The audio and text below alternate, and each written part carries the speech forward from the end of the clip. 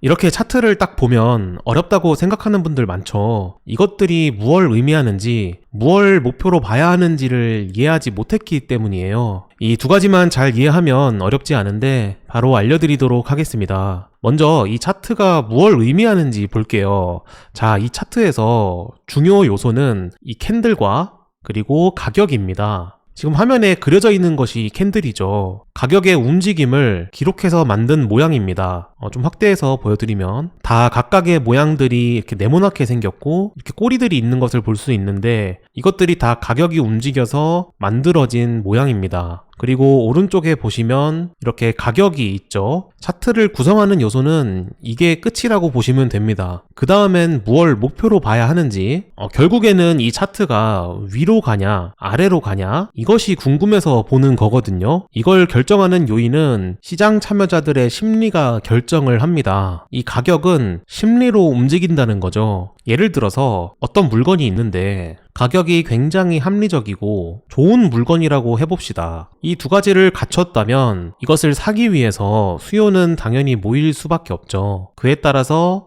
사실 가격은 결국에는 올라갈 수밖에 없습니다. 그 수요를 맞추기 위해서 비싸질 수밖에 없다는 거죠. 반면에 어떤 물건을 아무도 안 산다? 이걸 팔기 위해서는 결국 가격을 점점 낮추게 될 겁니다. 기본적으로는 이렇게 심리로 가격은 움직이게 되는데 이제 이 시장에서는 어떨지 두 가지로 나눌 수 있거든요. 그 두 가지는 바로 차트 패턴과 외부 요인입니다. 외부 요인은 뭐냐면 특히 주식을 해봤던 사람들이라면 잘 아실 텐데 이 주식의 그런 호재나 악재에 대해서 대표적으로는 그런 거를 말씀드리는 거죠. 이 코인에서도 이 시장이 좋을 때는 그런 호재나 악재들이 쏟아져 나오기는 하지만 지금처럼 또 이렇게 유동성이 적은 시장에서는 그런 요인들이 잘 발생하지는 않습니다. 어쨌든 외부 요인은 그런 걸 뜻하고, 그리고 오늘 이제 궁극적으로 말씀드릴 이 차트 패턴에 대해서 이야기를 해보겠습니다. 차트 패턴은 다양하게 있어요. 더블 바텀, 더블 탑, 헤드 앤 숄더, 삼각 수렴, 쐐기 수렴 뿐만 아니라 또 다양하게 있는데 이런 것들을 통틀어서 차트 패턴이라고 부릅니다. 이 차트에서 자주 볼 수 있는 패턴을 차트 패턴이라고 그러고 이런 이름들을 붙인 거예요. 이런 모양들이 다양하게 등장하는 이유는 그때의 이 시장 상황에 따라서 이 심리가 모양으로 나타난다고 보면 되는데, 쉬운 예로 더블탑을 한번 생각해 보면, 자, 이렇게 좀 과거로 가보니까 더블탑이라고 볼 수 있는 패턴이 여기 보입니다. 이렇게 두 번 저항을 받았다라는 뜻이 더블탑이거든요. 이 고점까지가 현재 시장에서 매물이 있는 곳이고 이 위로 돌파해버리면 또다시 새로운 국면이 시작되는 기준이죠. 하지만 시장 참여자들은 여기를 이제 고점이라 생각하고 여기를 뚫지 못하면 이제 내려가게 될 테니까 여기서 매도를 하자, 그런 심리들이 여기서 많아지면서 두 개의 고점을 만들게 되는 게 이 더블탑입니다. 자, 설명을 들어보니 좀 길다고 생각이 들죠. 그렇기 때문에 보통 이 패턴을 모양으로 외운 다음에 이런 모양이 나오면 더블탑이라서 이제는 내려간다, 이런 식으로 쉽게 그냥 외워버립니다. 이렇게 외우는 거는 좋지만 구체적으로 어떤 과정과 어떤 심리를 통해서 이런 모양이 만들어지는지 이런 이유들을 알고 있어야 이 상황에서 유연하게 또 대응할 수 있으니까 이런 것들을 아는 것은 중요합니다. 자, 한 가지 더 설명을 해드려보죠. 또 중요한 이제 매물대를 보는 방법에 대해서도 있는데, 매물대를 보는 것도 차트 패턴의 일부라고 볼 수 있습니다. 여기서 더블탑을 만들었다고 가정을 하고 하락을 만들었어요. 하락을 만들었는데 어느 지점부터는 다시 매수 힘이 발생하면서 이만큼이나 상승을 시켰죠. 여기서는 왜 반등이 나왔을까? 이런 부분에 대해서도 시장 심리가 작용이 됐기 때문인데, 자, 여기서 오랫동안 머물고 상승을 만들었죠. 그리고 상승을 막 할 것 같이 느껴졌으나 결국에는 여기서 저항을 받고 내렸는데, 이렇게 내려오는 모양이 되면 여기서 사지 못했던 사람들이 기회라고 생각하는 구간이 어느 지점에서 생기게 됩니다. 그러니까 여기서 이제 매도를 시작하면서 더 이상은 그만 팔아야겠다라는 그런 심리랑 여기서 사지 못했던 사람들, 관망을 했던 사람들이 내려오는 모습을 보고 이제 여기면 살래, 여기만 살래, 여기면 살래, 이런 심리들이 막 있을 텐데 이 두 가지의 심리가 균형을 이룬 곳이 여기라는 거죠.